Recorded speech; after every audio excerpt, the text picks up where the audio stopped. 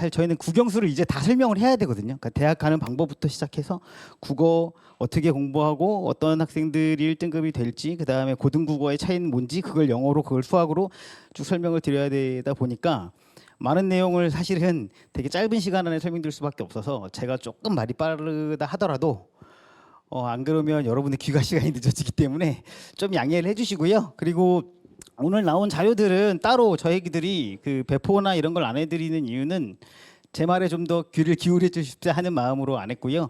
끝나고 돌아가시면 저희들이 요거 주요 내용은 자료를 묶어서 링크를 만들어서 다시 전달을 해드려요. 그래서 편하게 들으시고 어느 정도 우리가 큰 틀을 잡는다고 생각하시면 좋을 것 같습니다.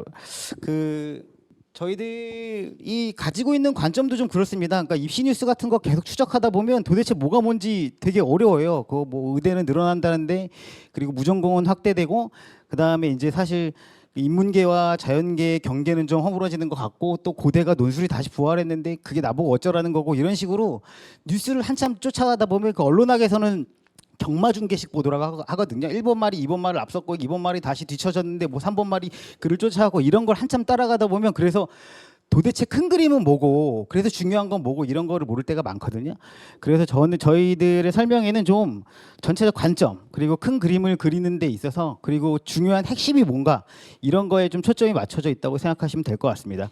그래서 가장 먼저 저희들이 제시드리는 이 관점은 뭐냐면, 대학은 가장 넓은 길을 통해 큰 문으로 간다는 거예요. 55만 명이 하나의 목표를 향해서, 그 한국에만 있는 단어지 않습니까? 서울 4년제 이 대명사를 향해서 달려가고 있고, 뭐 스카이를 향해 달려가고 있고 그러고 있거든요.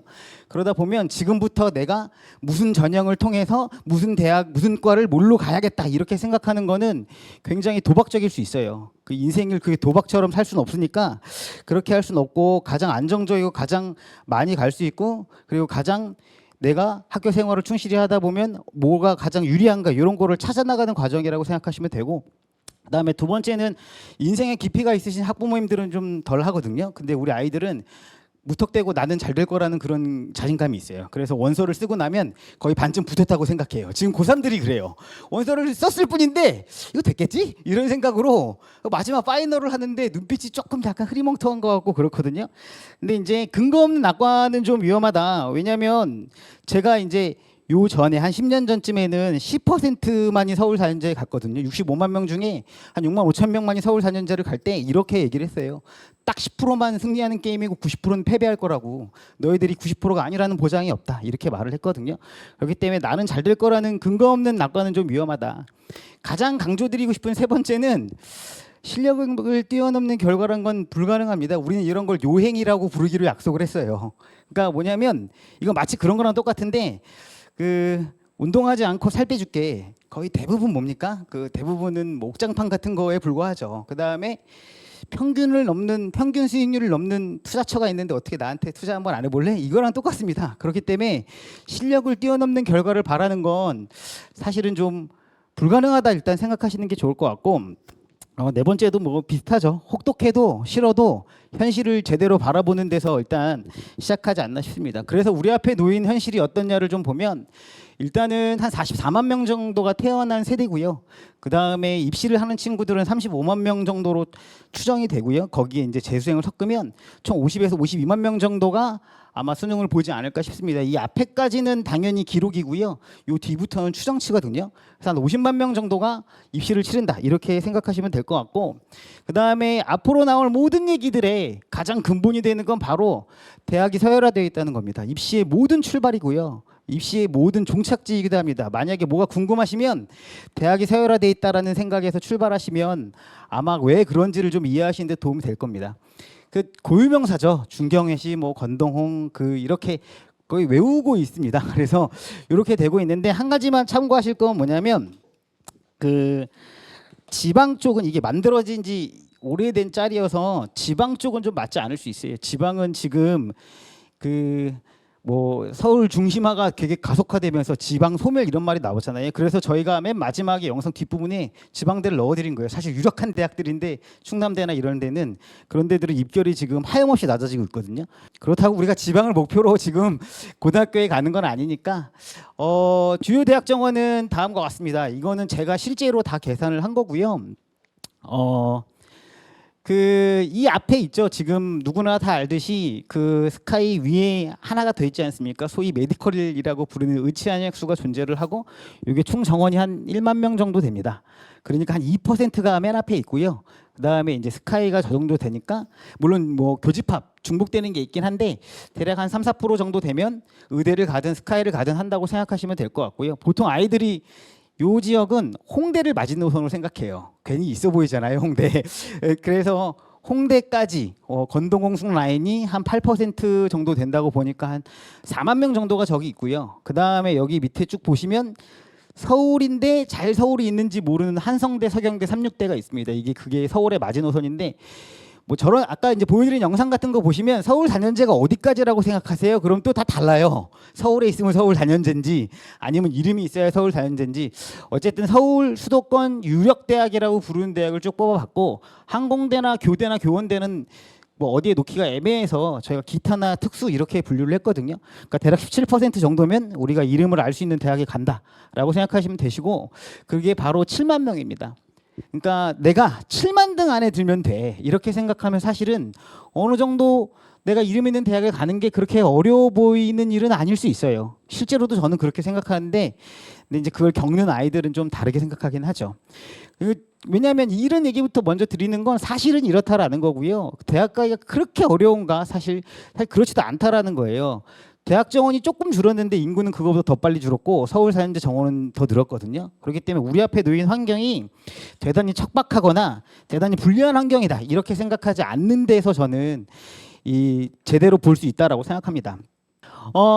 그 올해 이제 2028학년도 입시가 엄청나게 많이 바뀌었죠. 제가 볼 때도 좀 많이 바뀐 것 같은데 이제 제가 오늘 이거 준비할 때 바뀐 것도 설명해야 되고 그럼 바뀌었으면 그 전에는 어떻게 됐고 이 두 가지를 다 설명드려야 되니까 그래서 간단하게 기존에 어떤지를 좀 보셔야 되는데 일단 수시는 한 80%, 정시는 20%라고 이렇게 분류할 수 있고요. 전체 인구를 따지면요. 그러니까 수시가 80이고 정시가 20이니까 보통 아이들이 수시로 대학을 갈게 라는 건 어떻게 보면 일견 합리적이죠. 그 다음에 여기서는 뭐가 가장 유력해 보이세요? 교과가 45%니까 그래 그러면 교과로 잘 가야겠다 이렇게 생각하는 것도 어찌 보면 합리적일 수 있습니다. 뭐 교과라는 전형은 일단 내신을 주요하게 이제 보고 가는 거고요. 여기에 면접을나 서류를 섞을 수도 있지만 대체로 내신으로 간다 이렇게 이해하시면 되고요. 종합은 내신에다 학생부, 생기부 쉽게 말해서 학교 생활을 섞는다 정도로 생각하시면 되고요. 논술을 일단 넘어가야 되고요. 정시는 수능을 중심으로 간다 이렇게 생각하시면 됩니다. 이 정도는 아실 거라고 생각하고 그러면 도대체 올해 뭐가 바뀌었나? 내신과 수능 두 가지 중에서 일단 내신을 먼저 좀 알아보도록 하겠습니다. 다만 변했다라는 사실은 사실 아무것도 말하는 건 아니에요. 변했다가 아니라 무엇이 얼만큼 변했으며 이것이 변화의 연속성 상에 있었던 건지 아니면 갑자기 변한 건지 이게 중요하죠. 아니 여기 계신 학부모님들도 다 고등학교 대학교 다닐 때 입시제도와 지금이 똑같습니까? 그렇지 않거든요. 제 대학 갈 때가 다르고 제가 10년 전에 그 대학 보낼 때 아이들의 입시제도와 지금이 다르거든요. 그렇기 때문에 입시제도는 계속 변해왔어요. 변했는데 변하지 않은 게 있던 거고 그게 이제 앞으로도 계속 말씀드리지만 대학은 줄 서 있다라는 거고요. 그 다음에 대학은 아이들을 줄 세운 다음에 맨 앞부터 잘라서 우수한 인재를 가져가겠다라는 건 변하지 않았다라는 거죠. 그렇기 때문에 뭐가 변했냐가 아니라 그 변화가 우리에게 무엇을 가져다 줄 것인가가 더 중요하다고 생각합니다. 그래서 이제 저희가 다소 도발적으로 이 광고 문구의 호들갑 학원가의 그 호들갑을 좀 조심하시라. 뭐 변했으니까 뭘 엄청나게 안 하셔도 돼요. 원래 하던 거 하시면 됩니다. 예. 근데 결론에도 말씀드리겠지만 그게 쉽지가 않으니까 이제 문제인 거죠. 일단은 내신은 5등급제가 됐고요. 9등급에서 그리고 표준 편차라는 게 기재되지 않습니다. 그리고 이제 고교학점제가 이제 시행이 되죠. 그래서 우리에게 어떤 부담이 있고 변별력이 어떤가 이런 게 제일 큰 문제로 올 텐데 일단 내신 5등급제가 딱 된다고 했을 때 저도 사실 깜짝 놀라긴 했어요. 지금 보시면 알겠지만 이 2등급 전국 상위 10% 아이들이 전부 1등급을 받는다는 거죠. 1등급만이 뭐 좋은 대학을 가는데 2등급까지? 그럼 얘네들을 어떻게 가르지? 그러면은 2등급도 서울대를 간다는 건가? 2등급도 뭐 연고대를 간다는 건가? 이런 생각을 하죠. 근데 그 다음이 더 문제예요. 3등급 중반쯤 되면 사실은 서울권이 좀 멀어지기 시작하거든요. 어떤 전형으로도 3등급 중반은 서울권이 어려운데 지금 보시면 아시겠지만 4등급 중반부터 다 2등급이 돼요. 야 그러면 서울은 무슨 동전 던지기로 가나 이런 생각을 하실 수도 있죠. 근데 조금만 생각해 보시면 뭐 이게 내용을 더 자세히 안 보셔도 조금만 생각해 보면 알 수 있는 게 있어요. 과연 진짜 그렇게 말 그대로 변별력이 완전히 사라질까요, 대신이? 그러면 당장 어떻게 되죠? 학교 교육이 파행으로 갈걸요? 누가 학교 수업을 듣고 누가 학교 성적을 받아요? 그러면은 이 국가가 그걸 가만둘까요? 그럼 어느 정부가 일단 총대를 맬까요? 그렇기 때문에 그런 방향으로 절대로 가지 않고 보완책을 계속 둬요.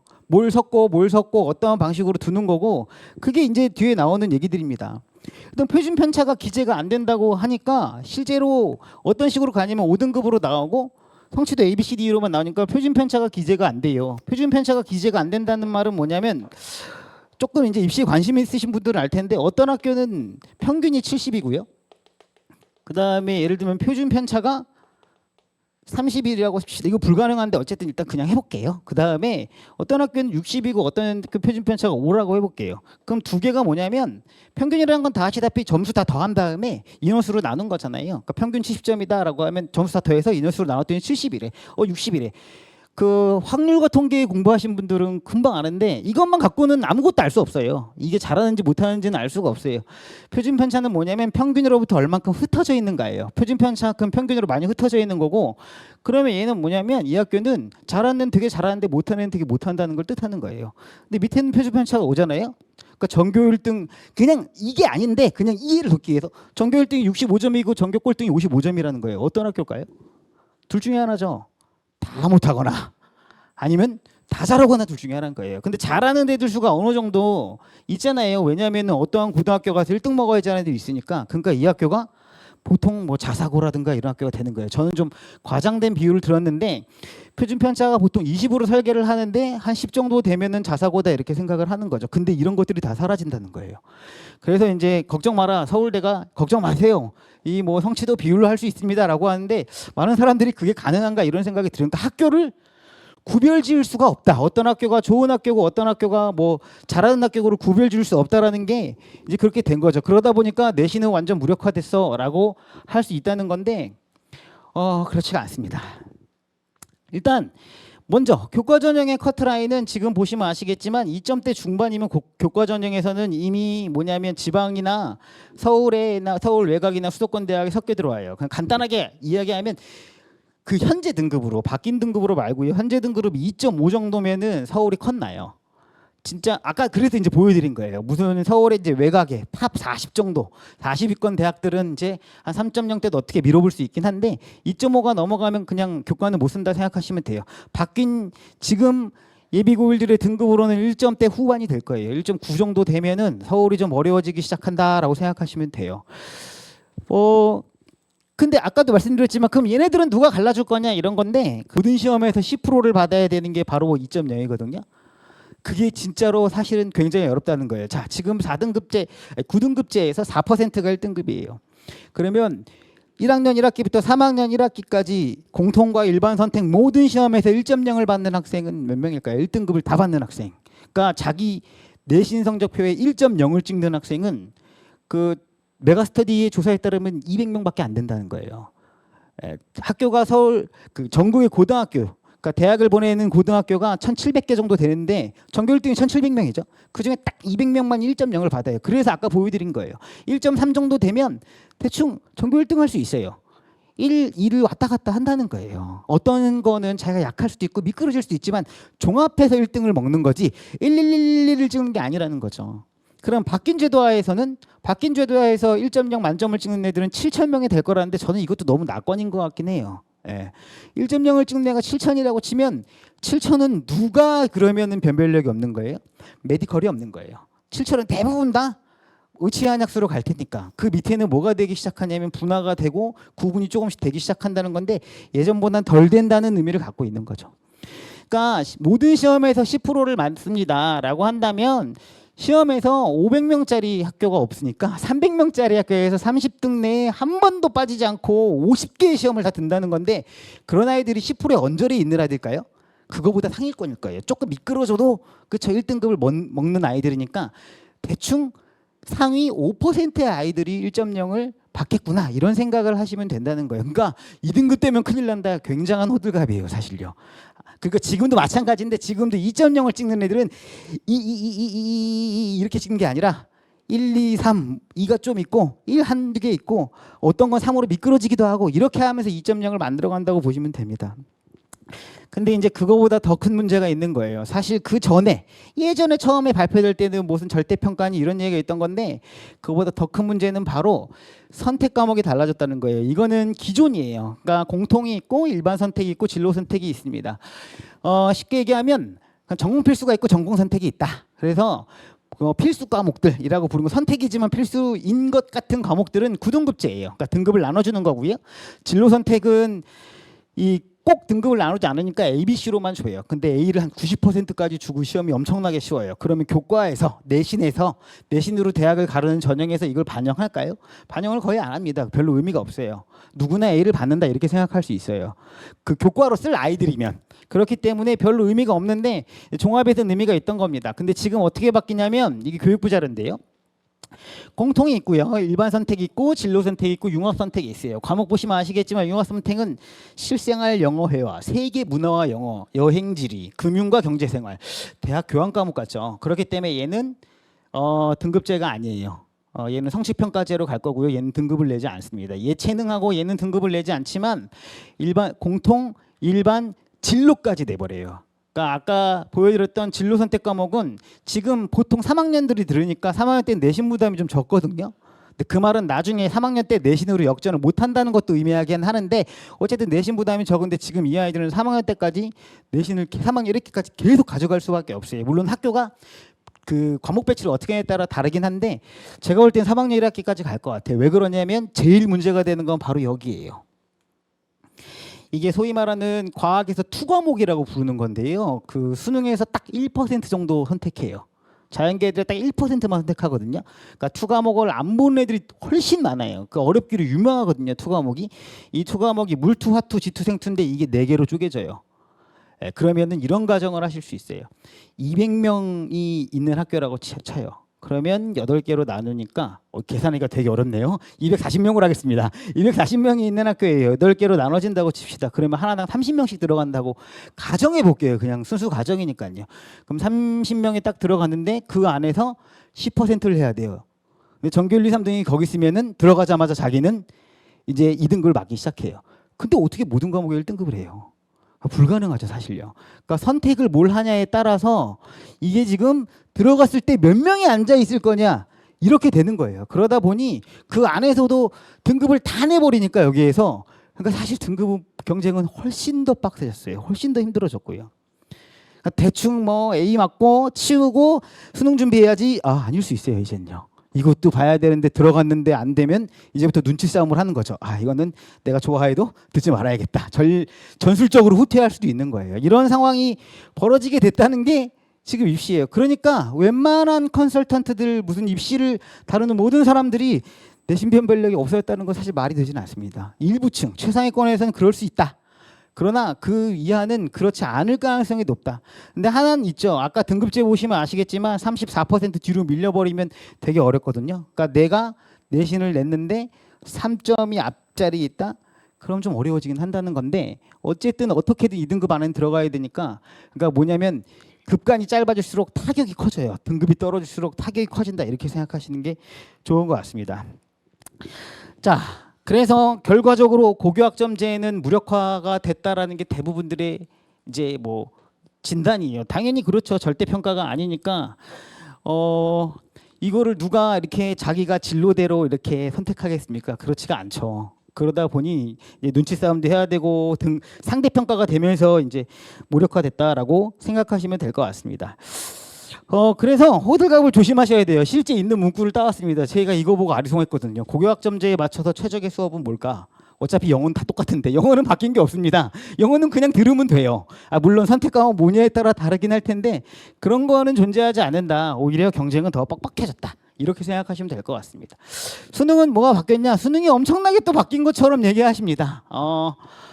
잘 보시면은 국어는 이제 언어와 화작으로 나눴던 건데 이 들어갔어요. 언어가요. 문법이에요. 화작은 뭡니까? 라고 고3한테 물어보니까 그냥 상식문 화작에 죄송합니다. 언어와 매체에서 언어가 들어갔고요. 그다음에 장문이 들어갔죠. 그러면 매체는 뭡니까? 매체가 빠진 건데 매체는 국어 선생님 말하시기를 상식 문제예요. 이렇게 얘기하시더라고요. 뭐 자세한 건 되고요. 그래서 큰 변화가 없습니다. 영어는 똑같고요. 저는 수학을 가르치고 있으니까 수학이 이렇게 된다고 했을 때 사실 저는 그렇게 큰 문제가 없겠다 생각했거든요. 왜 그러냐면 지금 미적분 1등급 컷이 84점이에요. 1등급이 84점이라는 얘기는 4점짜리 4개를 틀려도 1등급이 돼요. 미적에서요. 확통도 하나 더 맞추니까 88이나 92거든요. 그리고 지금 수능에서 핵심은 공통 과목 수학 1, 수학 2 지금 바뀐 거로 대수와 미적이거든요. 대수와 미적 1이 지금 변별력이 엄청나게 높고 이게 까다로워진 거지 이 선택 과목이 변별력을 대단히 준다고 볼 수가 없어요. 근데 지금도 70분 안에 미적을 만점 맞추는 친구들이 있어요. 당연히 의대 가는 아이들이에요. 그러니까 최상위 2%를 제외하고는 글쎄요 변별력은 지금도 충분히 있는데 그리고 선택형 수능으로 바뀌었을 때 지금 수능으로 바뀌었을 때 미적하고 확통으로 바뀐다고 했을 때 에이 야 이거 그거 되겠어 수원 수투를 이과 애들이 봐갖고 되겠나 이거 안 될 텐데 라고 했는데 첫 모의고사 보고 다 끝났어요. 되더라. 변별력 충분히 만들 수 있더라. 이렇게 바뀌었거든요. 지금 수능이 좀 어렵긴 합니다. 어쨌든 수학도 변화는 없습니다. 탐구가 크게 변했다고 하는데요. 어떤 영향을 줄지는 정확히는 모르겠습니다. 통합사회 통합과학의 예시문항이 며칠 전에 발표가 됐고 제가 그 발표를 분석한 걸 좀 봤는데 그냥 과목과 과목 간의 연계가 되게 많은 것 같아요. 과학과 사회를 연계해서 문제를 출제할 수 있고 사회 과목 간의 문항을 연계할 수 있어요. 그러니까 전체적 핵심이 뭐죠? 문이과의 경계를 허물겠다는 거예요. 계속 그래 왔고요. 무전공 확대하고 뭐 미적 선택할지 확통 선택할지 허물어 왔던 거고요. 그래서 마지막 정점을 찍겠다는 거고 이거 이렇게 내면 1학년으로 보지 1학년으로 보니까 뭐 2학년 때 사회과학이 의미가 없으니까 뭐 3학년 때 수능 준비 못하고 제가 볼 땐 다 거짓말입니다. 1학년 때 통합사회 통합과에 뭐 과학 보는데 근데 2학년 때는 과학과 사회를 안 하나요? 그거 안 보면 뭐 바로 모르나요? 그런 거 아니에요. 그러니까 기본 과목 위에서 쌓는 거잖아요. 그렇기 때문에 그렇게 말하는 건 좀 과장이 심한 거고요. 그 다음에 저는 그렇게 안 보인다고 얘기해 주시면 좋을 텐데 저는 2002학번입니다. 02년도에 대학을 갔고요. 저 수능 때에는 제가 통합세대예요. 언어 영역, 외국어 영역 있고 4사탐, 4과탐에 선택 하나를 치던 세대거든요.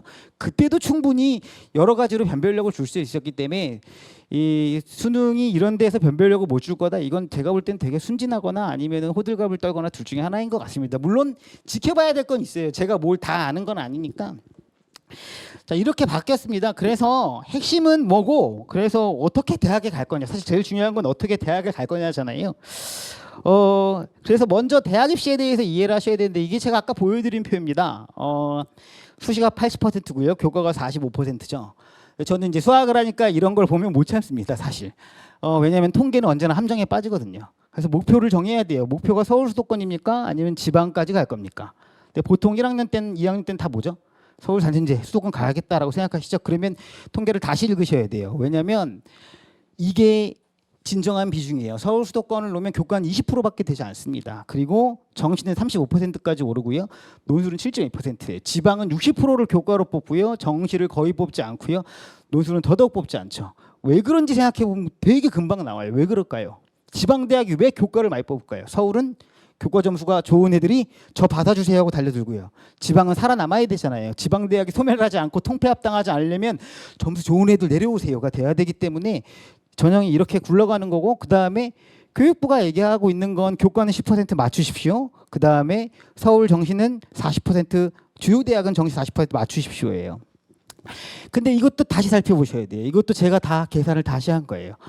누적 비율이에요. 그래서 스카이를 갈 거다. 난 여기만 갈 거다라고 하시면은 사실 교과는 11%고 종합이 48%예요. 종합이 왜 이렇게 많냐면 서울대는 교과가 없습니다. 서울대는 다 종합이에요. 그렇죠. 서울대는 뭐 그렇죠. 그 다음에 정시가 45%고 논술이 3%예요. 근데 내가 탑10 라인까지 갈 수 있어. 그러면 요 표를 읽으셔야 돼요. 12%가 교과고요. 40%가 종합이고 45%가 수능이에요. 9%가 논술이고요. 내가 좀 더 열어놔서 나는 광명상가 라인이야. 그러면 이거를 다 더한 게 이 누적 표시라고 생각하시면 돼요. 그러니까 내가 어디까지 갈 거냐가 내가 어떠한 전형이 내 앞에 유리한 거냐를 보셔야지 그냥 수시가 80%고 정시는 20%지 이러면 큰 오판이 난다는 겁니다. 그래서 제가 구분했어요. 탑10이다라고 하면 탑10이 목표다 그러면 이게 우리 앞에 놓인 지형이고요. 탑 25다. 탑 25라는 게 별게 아니에요. 광명상가 라인까지가 아마 탑 25일 겁니다. 그 다음에 탑 42는 아까 말씀드린 한서삼, 여대 뭐 다 한 거가 이제 요 정도 돼요. 그러니까 사실은 탑 40개의 대학을 놓고 놔도 이름이 있는 40개의 대학을 놓고 놔도 여기 지방은 빠졌는데요. 16%, 40%, 종합은 35%예요. 제일 많은 건 정시예요, 그냥. 예, 종합도 적지 않고요. 교과로 뚫겠다. 사실 교과는 되게 만만치 않다는 겁니다. 교과는 다음과 같은 체크 사항을 가지시면 돼요. 상대 속도는 뭐냐면 이런 거예요. 3학년 1학기 때 애들이 열심히 하거든요. 왜냐면 이제 자기 점수가 대체로 나왔고 그러니까 이제 발등에 불이 떨어지니까 3학년 1학기 때 열심히 하죠. 근데 제가 아이들한테 과학으로 설명해 줘요. 상대 속도라고. 옆차가 100km로 달리고 제가 100km 달리면 제가 옆차를 바라보면 어떻게 돼 있죠? 옆차는 정지해 있어요. 그렇죠? 우리 중학생 친구들도 알 수 있어요. 그렇죠? 이걸 상대 속도라고 하는데 뭐냐면 쟤도 열심히 하고 나도 열심히 하면 일단 따라잡기가 어려워져요. 그런 거예요. 그러니까 남들이 안 달릴 때 달리거나 이래야 되는데 근데 어떻죠? 현실은 나보다 공부 잘하는 애는 나보다 앞에 있는데 나보다 빨라요. 그러니까 점점 차이가 어때요? 벌어질 수밖에 없어요. 그냥 그걸 이해하면 내가 왜 열심히 하는데 나는 실력이 오르는 것 같은데 등수는 안 오르지? 그러니까 사실 어렵고 힘든 거예요. 예. 그 두 번째는 이제 평균의 무게는 수학하는 사람이기 때문에 이것도 민감한데 1학년 1학기 3등급, 2학년 지금 기준으로 할게요. 1학년 1학기 3등급, 2학년 1학기 3등급, 3학년 1학기 3등급, 그 다음에 이제 온 힘을 다해서 1등급을 맞아요. 일단 불가능한 가정을 제가 깔았습니다. 예, 근데 이 다 내시면은 이거 잘 해야 되는데 빨리 해야 되는데 계산해 놨습니다. 13나누기 오니까 얼마가 나오냐면 2.6이 나와요. 내가 막판에 5, 1등급을 맞았는데 내 점수는 2.6인 거니까 서울권 커트가 나는 거예요. 그러니까 뒤에 와서 내가 잘해야지가 아니에요. 그러니까 박제이자 꼬리표인 거예요. 그러니까 사실 굉장히 빡센 대치동에서는 딱 1학년 1등 1학기 중간고사 딱 보면 너 무슨 전형 타야 돼가 이미 결정했다 이런 거예요. 왜냐하면 점수의 등급이 드라마틱하게 오른다라고 기대할 수는 없죠. 이미 내가 다타나를 내려놓고 올라가고 있다라고 생각하셔야 되는 거죠. 그렇기 때문에 내신은 사실 힘들어요. 매번이 다 그런 거니까 저희들도 힘들어요. 매번이 다 그런 거니까 뭐 점수가 좀 안 나오면 좀 미안하기도 하고 뭐 내가 뭘 잘못했나 이런 생각도 들기도 하고요.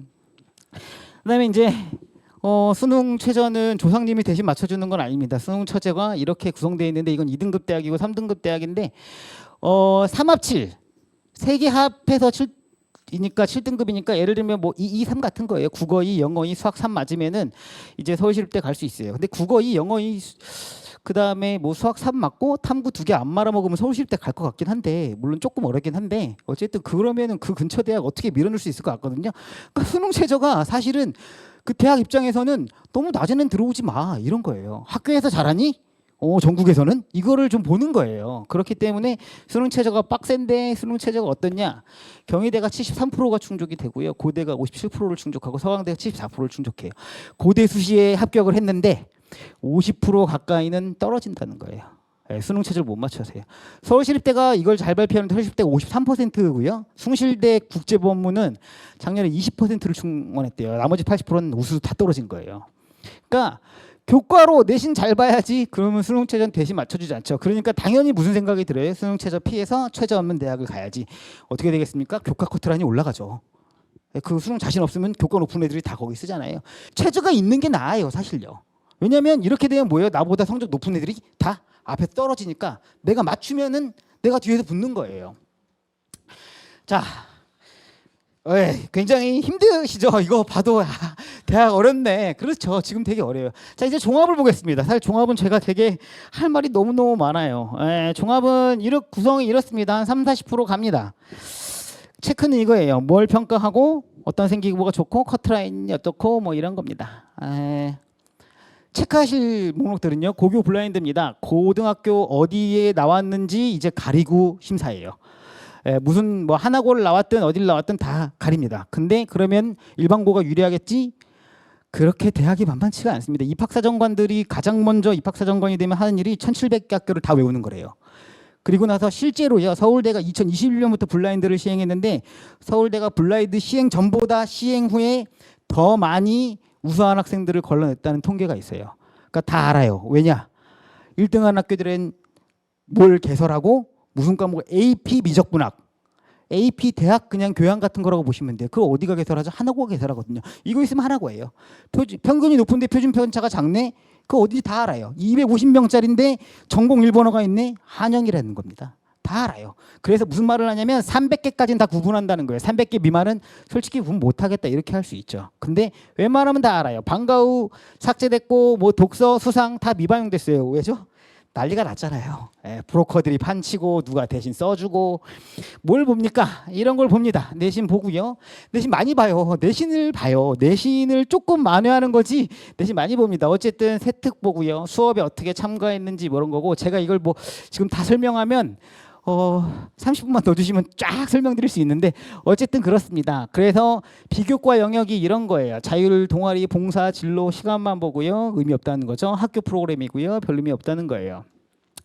세특이 제일 중요합니다. 세특이 뭐냐면 수업에 어떻게 참가했는지, 수업에 얼마나 열심인지예요. 그냥 내가 공부에 얼마나 열심인지고 세특이 제일 중요한데 이런 걸 본대요. 학업 역량, 전공 접학사 이런 걸 보는데 입학사 정관들은 이런 걸 가장 흥미 있어요. 뭐냐면 과목을 얼마나 좋아하고 수업을 얼마나 참여하고 연구를 얼마나 하고 협력을 얼마나 하고 조별 발표 같은 거 하면 성취도가 어떻고 이런 걸 본다는 거예요. 성취도는 성적이죠.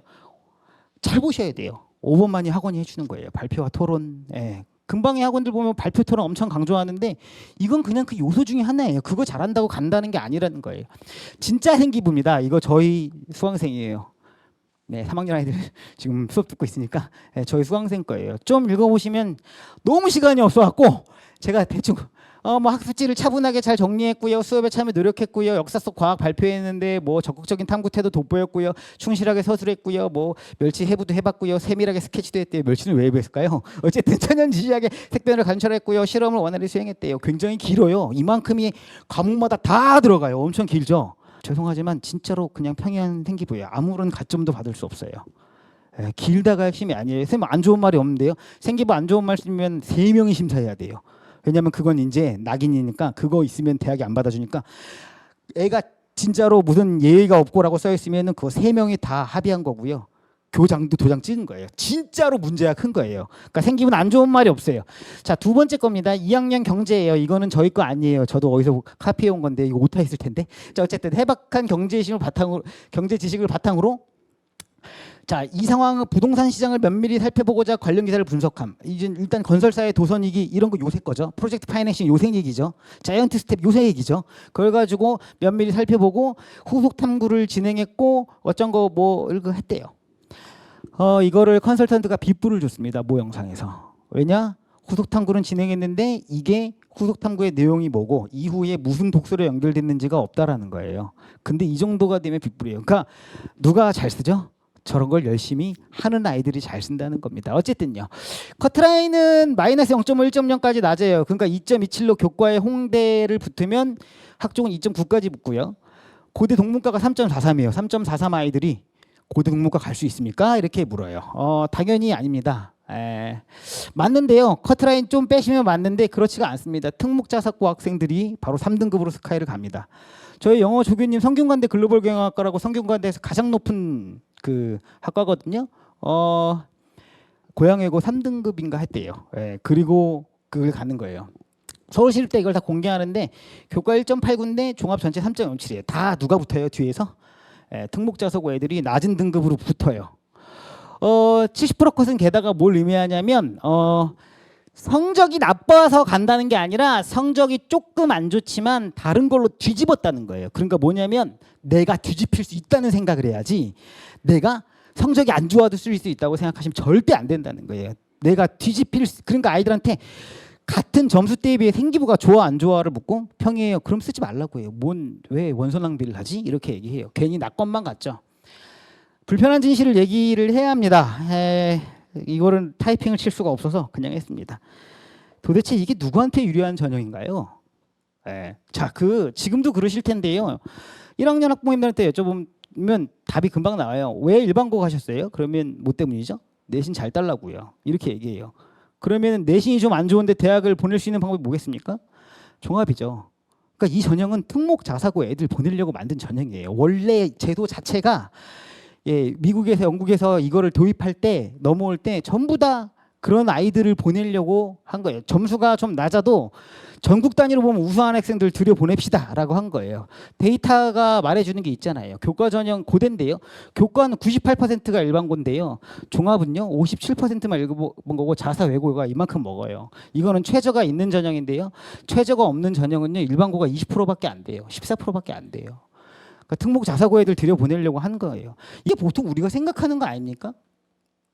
특목 자사고는 교과 당연하죠. 다 공부 잘하는 애들이 가갖고 7등급 맞고 있으니 제가 가르친 애가 2어 외고인데 수학을 학교에서 내신 6등급을 하는데 모의고사를 2% 찍는데요.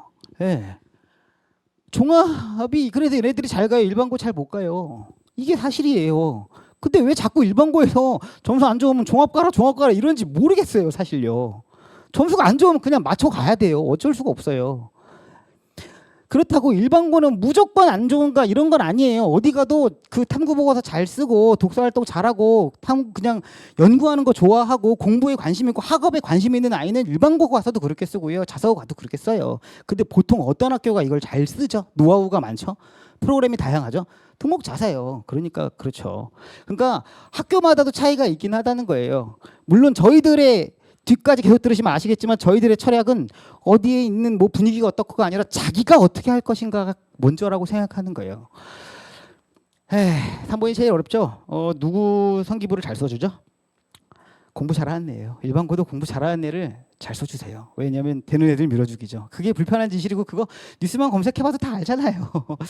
자, 왜 종합의 환상을 가지게 됐냐면 제 수능이 좀 공포스럽고 뭐 N수생도 몰려오고 내 점수는 안 되고 그 한 2.5쯤 맞으니까 나 잘하는 것 같은데 그래도 전교에서 뭐 한 15%는 하는 것 같은데 뭐 그러니까 이제 이렇게 된다라고 보여지고 한 축도 있다고 보여집니다. 사교육이 그걸 조장하기도 하고요. 일반고도 조장해요. 일반고는 내신이 안 되는데 애들이 대부분 다 수업을 안 되니까 우리 학교는 정시 안 돼가 이제 일반고에서 금방 들을 수 있는 얘기예요. 정시 안 되고 내신 안 되면 뭐 있겠습니까? 논술은 안 됩니다. 예, 논술 이따 말씀드릴게 논술은 안 돼요. 그거 당연히 종합 가라는 거예요. 근데 뭐 학교에 열심히 다니는 애들이라니까요. 그러니까 그게 아니라니까요. 그냥 점수를 낮춰야 되는 거죠. 그다음 두 번째는 좀 이건 불편한데 제가 말씀드리기가 영어 학원들이 좀 그런 경향이 많은 것 같아요. 죄송하게도 영어가 정시에서 영향력을 잃고 나니까 최저를 맞추는 거 말고는 강조할 거는 영어 에세이 쓰기, 영어 발표하기 이런 걸 엄청나게 강조하시기 시작했습니다. 종합을 어떻게 될지는 죄송합니다. 백지인유는 모르겠습니다. 사실 3년 후에 전형이 어떻게 될지 모르겠어요. 근데 하나 간단한 건 교과 100에 수능으로 추가한다 이건 아닌 것 같아요. 5등급제가 되면서 그건 아닌 것 같고요. 정시만으로 대학을 간다 그것도 아닌 것 같아요. 왜냐하면 지금 대학 전형들이 전부 다 교과에 면접이나 비교과를 섞고 있고요. 수능에 내신을 일부 섞고 있어요. 지금 실험을 하겠다는 거예요. 그러니까 변화는 언제나 연속적이기 때문에 지금 이러고 있기 때문에 내신과 수능 두 가지가 섞인 전형이 이제 아마도 제일 많지 않겠냐 싶고요.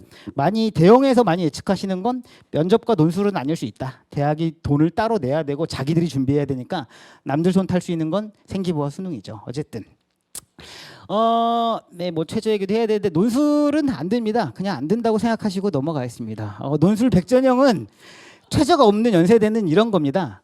말 타고 가갖고 서울 올라간 다음에 일필 휘지로 글을 하나 써내면 이제 장원급제하면 벼슬을 받는 거라고 생각해요. 안 돼요. 수리논술은 제발 안 되니까 수리논술 하겠다고 하지 마세요. 수리논술은 킬러 문제를 그냥 아주 멋들어지게 세 문제를 풀이과정 하나 틀린 것이 쫙 쓰시면 됩니다. 그러니까 수학을 잘해야 수리논술을 하는 거예요. 인문논술은 글 잘 쓴다? 이러면 구생님 화내실 겁니다. 어쨌든요. 경쟁률 때문에 안 됩니다. 올해 42.5대 1 떴고요. 아주대학때 883대 1 떴어요. 보시면 아시죠? 한양대 125대 1이고요. 중대 176대 1이에요. 예, 메디컬은 거의 터져나가는데요. 웬만한 데들이 다 4, 50대 1이에요. 실질 경쟁률이 아무리 절반이라고 해도 20몇 대 1이 넘어가기 시작하면 자기 거 아닐 수 있어요. 거의 이거는 침 뱉어서 이거 제가 침 뱉어갖고 한 분 맞으신 확률이랑 똑같아요. 근데요. 그러니까 제가 학원가에서 정시 안 된다고 못 받고 종합하라고 한 다음에 내신 안 나오면 논술 쓰라고 하는 거 보고 일단은 껐어요. 논술을 쓰라고 할 수 있어요. 그럼 경쟁률을 알려주셔야죠. 경쟁률이 이만큼인데 네가 뚫어낼 자신 있니? 그럼 뭘 준비해야겠니? 이렇게 냉철하게 들어가야 되지. 이거 안 되면 저거 가면 돼. 세상 제일 속편한 사람들이거나 혹은 대학을 이렇게 말하면 너무 센가요? 대학을 안 가보신 건 아닌가? 그렇게 쉽지가 않더라고요. 대학 가는 건 정말 처절하고 힘들고 정말 너무너무 괴로운 일이었거든요. 저희들한테는. 예, 이 힘들어요. 안 돼요. 최저도 있어요. 최저도 아까도 말씀드렸지만 조상님이 맞춰주는 거 아니니까 넘어가겠습니다. 수능요. 진정하게 제가 정해진 시간이 다 됐는데요. 진짜 빨리 말씀드릴게요. 죄송합니다. 수능은요. 저희들 생각은 그렇습니다. 입시는 내신과 수능이에요. 지금 무슨 말이냐? 수시 아니면 정시가 아니라 수시와 정시예요. 정확한 정의는요. 제때 뽑는다와 그 이전에 뽑는다가 되기 때문에 수시와 정시입니다. 두 마리 토끼는 잡는 건 불가능하지 않습니까? 대학 입시는 언제나 그걸 요구해 왔어요. 내신도 잘하시고요. 학교에서 1등 하시고요. 모의고사 1등 하세요라고 얘기했지 둘 중에 하나만 잘하셔도 돼요. 이런 적 없습니다. 예. 그리고 또 하나 말씀드릴 건 이것도 데이터입니다. 40%라고 했는데요. 그 수시 2월 미충원 비율 무슨 말이냐면 수시를 6개 다 붙는 괴물들이 있습니다. 그러면 학원에서 6명이 대학을 간 것처럼 포장하죠. 잘 골라보셔야 돼요. 똑같은 이름이 계속 있어요. 근데 이제 별표 치니까 누군지 모르죠. 뭐 이런 겁니다. 저희들도 안 그랬으면 좋겠는데 저희들도 여기 있으니까 괴물이 안 되는 것 같기도 하고 뭐 어쨌든 그렇습니다. 뭐 너무 뭐라고 할 수는 없죠. 어쨌든 6개 다 붙으면 몸이 6개는 아니니까 5개는 포기하면 이제 미충원을 시작하는데 1차, 2차 돌려서 안 붙으면은 충원하지 않습니다. 그럼 정시로 넘겨요. 아까도 말했지만 최저 탈락한 아이들도 뒤에서 충원한 다음에 정시로 넘깁니다. 그러면 그게 산술 계산하면 10%인데 대략 5%만 잡아도 45에서 50이에요. 이걸 왜 포기하죠? 된다는 얘기가 아닙니다. 이걸 포기하는 순간 절반문 닫고 시작하는 거예요. 그러면 종합도 포기하셔야죠. 그럼 교과 12%인데 내신 안 나오면 그럼 논술 이제 예. 수능은 이런 키워드를 하셔야 돼요. 저는 수능이 된다라고 말한 적 없습니다. 제가 올해 수능반을 이끌고 수능 관련된 책을 써내면서 수능 된다고 말한 적 없어요. 너 안 될 거라고 했어요. 진짜로 되게 혹독한데 네가 될 거란 착각을 버리라고 했습니다. 힘들고 점수는 안 오를 거야. 알 것 같지? 근데 모를 걸 계속 점수가 그대로일 거라고 했어요. 근데 사실 있는 대로 보셔야 돼요. 재수생이 엄청나게 많은 것도 과장이에요. 2012년에도 30%였고요. 2021년에도 35%였어요. 재수생이 늘고 있는 추세는 맞아요. 늘고 있는 추세는 맞다고요. 근데 재수생이 엄청나게 많은 거라고 과장하시면 안 돼요. 저 대학 갈 때에도 재수한 형 누나들 되게 많았어요. 30% 정도는 있었을지 모르겠습니다. 그리고 서울권 재수생들은 지방 재수생보다 많아요. 당연히 재수해서 지방을 왜 갑니까? 재수해서 서울 올라오고 싶죠. 그렇죠? 이게 당연한 거예요. 재수생이 느는데 재수생이 언제나 유리한 것도 아니라는 거예요. 이것도 넘어가겠습니다. 너무 길어지니까. 현재는 어떠하냐고요? 상위권 재수생이 많아요. 그러니까 제가 아이들한테 2등급, 3등급 정도 많은 애들은 갑자기 재수생들이랑 같이 모의고사 보면 가만히 난 있는데 그냥 반발짝 뒤로 물러서는 거랑 똑같아. 등급이 가만히 있어도 떨어질 거야 라고 했습니다. 진짜로 저도 처음 보는 수치예요. 2020학년도에 서울대 57%가 재수생이래요. 근데 이것도 경계하셔야 돼요. 서울대가 50%면 연고대도 50% 언저리일 수 있죠. 건대도 50%일까요? 광운대도 50%가 재수생일까요? 재수해서 광운대를 50%나? 아니겠죠. 상위권 재수생들이 많다니까요. 상위권 재수생 없다 하더라도요. 그렇게 얘기하시는 건 좀 사실은 호도하는 거잖아요. 속이는 거잖아요. 그렇지는 않죠. 왜 그럴까 곰곰이 생각해보면 알 수 있는 것 같아요. 서울대 재수생들은 서울대에서 재수해야 하는 애들이 진짜 많거든요. 뉴스 뭐 좀만 찾아보셔도 서울대가 지금 비상이 걸린 거예요. 왜냐하면 서울대 저 걸어놓고 휴학한 애들 되게 많다는 거예요. 왜죠? 의대 가야죠. 예, 그것 때문에 그래요. 아니면 꽉 올려야 되니까. 그래서 학벌이 저는 지금 예전보다 더 학벌 경쟁이 심해진 건 아닌가라는 생각을 좀 하고 있긴 해요. 안타깝죠. 이거 맞습니다. 지금 상위권 아이들이 재수에 지금 완전히 빠져 있긴 합니다. 이것도 넘어갈게요. 근데 저희들이 제시하는 방법은 내신과 수능 공부가 정반대냐. 이렇게 말하는 사람들 진짜 공부 안 해본 거 아니냐라는 생각인 거예요.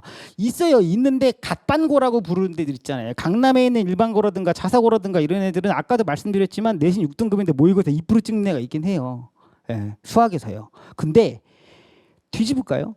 그러면 여기서 내신 1등급 찍는 애가 모의고사 한 4등급, 5등급 떨어질까요? 그렇지는 않아요. 그러니까 뭐냐면 모의고사와 내신 간에는 상관관계가 엄청나게 크다는 거예요. 상위권은 경쟁이 치열하니까 좀 떨어질 수 있어요. 근데 모의고사 그 내신에서 한 2, 3등급 하는 친구들은 모의고사 가서 한 3, 4해요. 더 떨어질 수도 있고요. 5까지 떨어질 수도 있는데 5까지는 잘 안 떨어져요. 그냥 공부를 대충만 하지 않고 깊이 있게 어느 정도 이해하려는 친구들은 어느 정도 기초 체력이 나와요. 제가 비유하자면 그냥 모의고사는 기초 체력, 수능은 기초 체력인 거고 그 내신은 반짝 3주간 집중해서 하는 암기 이런 거라고 보시면 될 것 같아요. 굉장히 압박을 많이 주시기 때문에 일단은 그냥 읽어보시면 될 것 같아요. 제가 다 설명드리고 싶은데 어떻게 하죠? 자, 영어만 하나 말씀드리고 갈게요. 왜냐하면 영어 과목에 대한 오해가 너무 커서 그래요. 국어 수학이 중요하니까 영어는 안 중요하다 이렇게 얘기하시는데 왜 그러냐면 데이터가 그렇습니다. 3등급이 보통 지금은 23%인데 영어는 한 50%가 3등급을 해요. 그럼 이 말은 뭐죠? 3등급 미만 맞으면 정시에서 큰 게 얻어맞을 수 있다는 거예요. 그래서 실제로 데이터 같은 거 잘 보시면 1등급, 2등급은 2점 차이, 2등급, 3등급은 3점 차이인데 4등급부터는 한 10% 나요. 10점 차이 나요. 이게 뭐라고 제가 표현하냐면 4등급 이하는 약간 후려쳐진다고 할 정도로 점수가 팍팍 내려가요. 그러니까 내가 전략을 세울 때 영어가 4등급 미만이면 영어 공부를 좀 해야 되는데 1, 2등급이야. 그러면 감점 좀 만회하고 다른 거 한다. 이렇게 할 수 있다라는 거예요. 그러니까 영어는 절대 평가니까 안 중요해. 제가 볼 땐 그것도 되게 형식적인 거다. 뭐 이런 말씀 드리고 싶었고 인문계도 수학이 중요하다는 얘기를 하고 싶었는데 넘어가야 되고요. 자연계는 수학이 압도적으로 중요하고 그 다음은 과학과 국어가 동률일 수 있다라고 했는데 넘어가야 됩니다. 이게 마지막입니다. 그래서 뭘 준비해야 됩니까? 라고 말하면 원론적인 얘기밖에 못 드리겠습니다. 이게 저희 학원 속에 있는 문구입니다. 창의성 중요하고 활동 중요하고 체험 중요합니다. 안 중요하다고 말하지 않습니다. 왜 그러냐면 또 사실을 말씀드리면 이 근방에서 서울대요. 다 뭘로 갔을까요? 종합으로 갔을 거예요. 서울대 종합으로 누가 갔다가 자기 전형이 되면 안 된다는 거예요. 걔는 생기부가 엄청나게 좋았잖아요. 그러니까 자기 그 내용을 살펴보셔야 돼요. 걔가 갔기 때문에 너희가 걔가 될 수 있어. 그거는 극상위권들의 얘기인 거예요. 그렇기 때문에 다 중요해요. 근데 본질적으로 바뀌지 않는 건 실력을 뛰어넘을 수는 없다는 거예요. 자기가 학업에 대한 의지, 의욕, 능력, 성실성, 교과적인 어떤 성적 이런 걸 뛰어넘는 입시는 애초에 불가능하니까 그건 안 된다고요. 그거는 허상이라고요, 그냥. 그렇기 때문에 실력만이 우리를 목표에 도달해 줄 거라고 생각하고 하루하루 그렇게 정진해 나가는 것밖에 없어요. 저희들 강사들의 생활도 그렇습니다. 그래서 결론은 이렇게 생각하시면 좋겠습니다. 로또랑 같죠? 뭐예요? 당첨자는 있어요. 그게 내가 아닐 뿐입니다. 그렇게 생각하셔야 합니다. 학과 결정하고 대학 결정하고 전역 결정하세요. 이게 핵심입니다. 진로 결정하시고요. 무슨 과 어떠한 게 내가 미래에 할 것이야 라고 몇 개 정도 정하시고 그 다음에 목표 정하시고 그 다음에 어떻게 갈지를 정하셔야지 여기는 일단은 수시로 가야 되고 그 다음에 어디를 갈 건데 무슨 과를 가야지 거꾸로 정하시는 것 같다는 생각이 듭니다. 마지막으로 이제 예비고일에 관련된 얘기를 직접적으로 드리면 자사특목, 갑방고, 일반고 어디에 갈까? 갑방고가 이 근방에는 크게 없으니까 갑방고는 일반고 중에서 그 서울대 엄청 많이 보낸 학교들이 있잖아요. 대치동에 있는 학교들이 제일 많아요. 뭐 휘문고 이런 데들 말하는데요. 어쨌든 그걸 이제 갑반고라고 요새 아이들은 불러요. 일반고인데 실력자들이 많은 데 있잖아요. 근데 제가 통계로도 한 건데 그 아이들의 내신 수능 합격자 수 다 통계로도 준비해 놨는데 일단 오늘의 주제는 그게 아니니까 어디에 갈까 하실 수 있는데요. 다들 그러더라고요. 자사특목 가서 10% 안에 들 자신 있으면 가셔도 된다. 20% 안도 괜찮다. 근데 앞에 3뜰 것 같으면 좀 위험하다. 왜냐하면 학교가 완전히 블라인드 돼버린 바람에 외고 아니면 자사고가 드러나진 않는 것 같아요.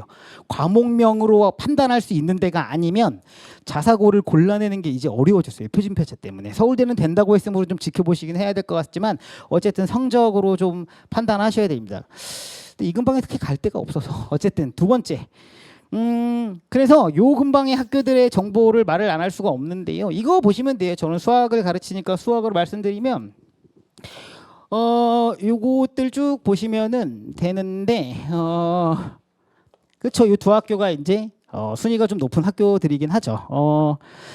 68.2에 13.8이에요. 20 미만이면 괜찮은 거라고 생각하셔도 되는데 다른 거랑 비교하실 때 의미가 있어요. 19.2네요. 충암고는 59.4에다. 어떤 학교인지 이제 이해하시죠? 평균은 좀 낮은데 그리고 편차도 커요. 공부를 못하는 애들이 좀 있다는 거예요. 동명은 63점에 13점이니까 표준 편차가 낮고 평균도 비슷한 학교라고 보셔도 돼요. 수학에서는요. 가제오로 56점에 17.4네요. 59.4에 19점이니까 평균은 낮지만 표준 편차가 괜찮으니 좀 더 여기보다 나으니 괜찮은 학교인가? 그 다음 보실 거는 A와 D의 비율인 것 같아요. 잘하는 애들이죠. D는 거의 공부를 아예 안 한다고 볼 수 있는 아이들이에요. 근데 여기는 A가 10.3이고 D가 여기 뭐예요? 공부 잘하는 아이들이 이긴 이게 꽤 있다는 거예요. 그러니까 이런 걸로 좀 종합적으로 비교하셔야 돼요. 예일여고가 제일 뭐 군계 1학일 수 있죠. 74인데 표준 편차가 13밖에 안 되죠. 다른 데보다 훨씬 적고요. 평균도 높고요. 그다음에 A도 많죠. AB도. 여기는 이제 과중이니까 과학중점 학교니까 가시려면 마음 단단히 먹고 하셔야 돼요. 꽤나 힘듭니다. 남학생들은 못 가니까 뭐 괜찮아요. 네. 자, 그래서 저희들이 준비는 해놨습니다. 학년 총원이 몇 명이고요. 학년 총원을 모수가 많아야 되니까 부모로 좀 비교해 보시면 좋겠고 1등급 등수는 여기까지 2등급 등수는 여기까지니까 안전판 떨어져도 안전판이 있을 수 있는 데를 고르시면 되고 2022 진학률은 의미가 없습니다. 왜냐하면은 재수를 할 수도 있죠. 근데 사실은 3학년쯤 되면 진학률이 학교의 지표가 되는 거니까 이제 막 대학을 가라고 종용하는 데일 수도 있고요. 뭐 어쨌든 이거는 어디에 갔는지는 모르는 거니까. 2022 학평 순위는 이거는 약간 오프 더 레코드인데 검색해 보시면 나와요. 아주 용감한 고등학생이 그 성적표를 해킹을 해갖고요. 이걸 다 뿌렸어요. 전국에 있는 고등학교의 순위를. 이게 뭐냐면 모의고사 3월 모의고사 순위 한 번 뿌린 거예요. 그걸 가지고 이제 판단하실 수 있어요. 대충 이 정도예요. 그러니까 이게 그때 그 점수고 정확한지 모르고 신빙성이 없어요. 그냥 인터넷에 돌아다니는 찌라시다 생각하세요. 근데 뭐냐면 어느 학교까지는 걸러낼 수 있겠구나라고 생각하시면 돼요. 이들 학교는 걸러낸다 정도 생각하시면 될 것 같아요. 어쨌든요. 너무 늦어서 죄송합니다. 선행 이 얘기를 드려야 되는데 선행 얼마나 했냐 그건 제가 수학 시간에 드리는 걸로 하겠습니다. 선행은 양보단 질이고요. 그 진로 이거 좀 중요한 것 같아요. 고교 학점제가 되니까 어쨌든간 선택 과목 많아진 것도 맞기 때문에 자기가 무슨 전공을 타고 뭘 갈 거나 중요해요. 근데 2학년 때 바뀌어도 돼요. 그렇게 대학이 1학년 때부터 하나만 주구장창 장인으로 파온 애를 좋아하지는 않을 수 있어요. 고등학생들 뭐 1학년 때 바뀌고 2학년 때 바뀌고 3학년 때 바뀌잖아요. 다 알아요. 얼마나 그 진로에 충실했냐가 핵심이에요. 그렇기 때문에 1학년 때부터 넌 이것만 하나 바라보고 이것만 안 돼요. 자, 그다음에 네 번째는요. 진짜로 본질적으로 보면 매일 일정하게는 아닌데 공부해야 돼요. 공부해야지만 입시는 살아남아요. 보셔서 알겠지만 공부 피해서 갈 수 있는 건 아무것도 없고요. 이제 아마 차근차근 선생님들 말할 텐데 중등 공부는 죄송해요. 여기 오신 학생분들 게임 시작도 안 했습니다. 고1 모의고사요. 저희들은 죄송하지만 치지도 않습니다. 고1 모의고사 점수가 안 좋으니까 정시 갈게요. 좋으니까 뭐 전 자신 있습니다. 고3 모의고사 한번 볼래요? 완전 게임이 달라요. 3학년 입시예요. 그냥 그렇기 때문에 공부가 좀 빡빡하고 힘들고 그렇습니다. 어쨌든 제가 너무 늦어서 국어쌤께 마이크를 넘겨드려야 할 시간이 와서요. 빨리 넘겨드리고 쉬는 시간은 저희가 9월까지만 하고 쉬도록 하겠습니다. 조금만 더 집중해 주시면 국어쌤님 모시고요. 그리고 쉬었다가 뒤에 영어 수학 하도록 하겠습니다. 들어주셔서 감사합니다.